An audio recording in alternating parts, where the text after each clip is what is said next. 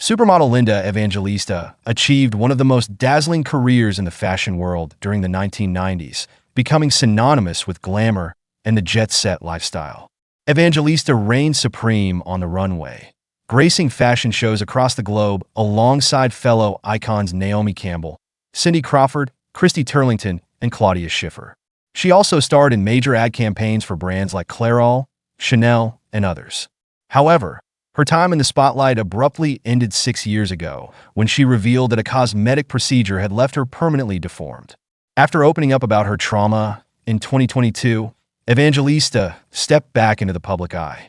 She now offers fans a glimpse into her life through the series The Supermodels, where she reflects on how she, Crawford, Turlington, and Campbell navigated their peak years of fame. Raised near Niagara Falls in Canada, Evangelista dreamed of becoming a model and adorned her walls with magazine spreads featuring iconic faces of the 1970s like Joan Severance and Janice Dickinson. In 1977, she noticed an ad for a local modeling school in the newspaper. By 1981, she entered the Miss Teen Niagara pageant. Although she didn't win, a scout from the prestigious Elite agency was in the audience. 3 years later, Evangelista landed her first job, appearing in an ad for hairstylist Jean Louis David. "He cut my hair and photographed me," she recalled. "The cherry on top was getting paid. I couldn't believe my luck." Evangelista's career quickly took off, and by the mid-1980s, she was part of Paris Fashion Week. She debuted bold colors and prints at the Yves Saint Laurent show in 1985. Early in her career, Evangelista formed close bonds with leading industry designers, including Karl Lagerfeld of Chanel. "Carl adored Linda," said Andre Leon Talley. He ensured she had standout looks. Soon, Evangelista became a runway favorite and earned a reputation as a chameleon. One season, she'd have long blonde hair. The next, she'd sport short red locks, followed by a brown pixie cut. Her 1988 haircut famously became known as the Linda. She could transform into whatever persona a designer or couturier envisioned for that season, Talley noted. Evangelista embraced the opportunity to reinvent her look for different projects. "I'm open to tattoos, piercings, and hair color changes. I love when people express themselves," she said. Evangelista left a profound impact on the modeling world. She was the epitome of professionalism, always showing up with a smile, ready for fittings. Designers trusted her to present their creations flawlessly.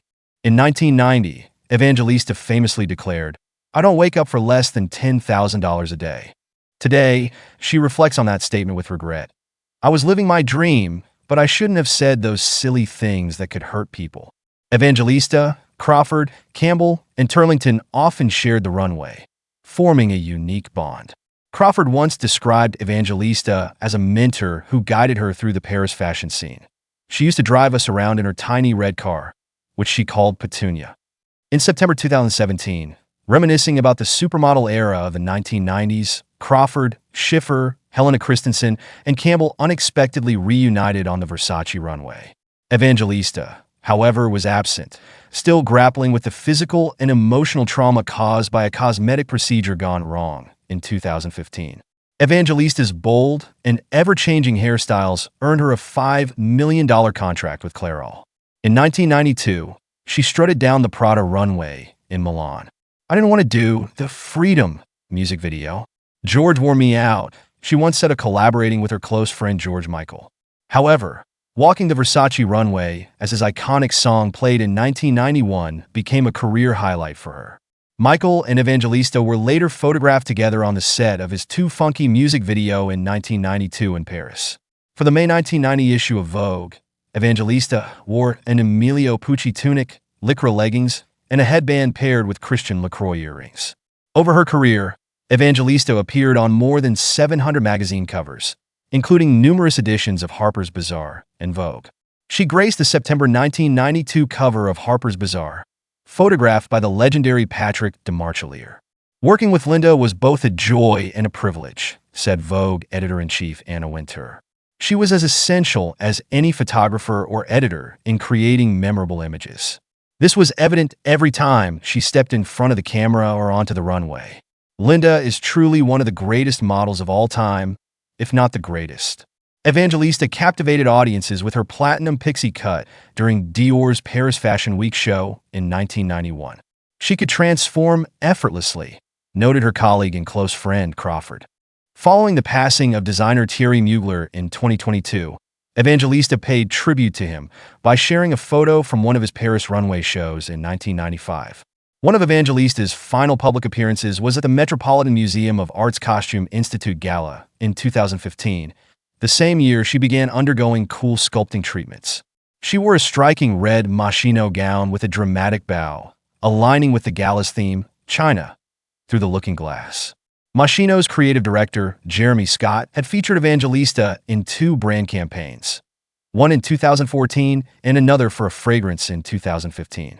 After the 2015 Met Gala, Evangelista largely retreated from public life. On September 23, 2021, she revealed the reason in an emotional social media post.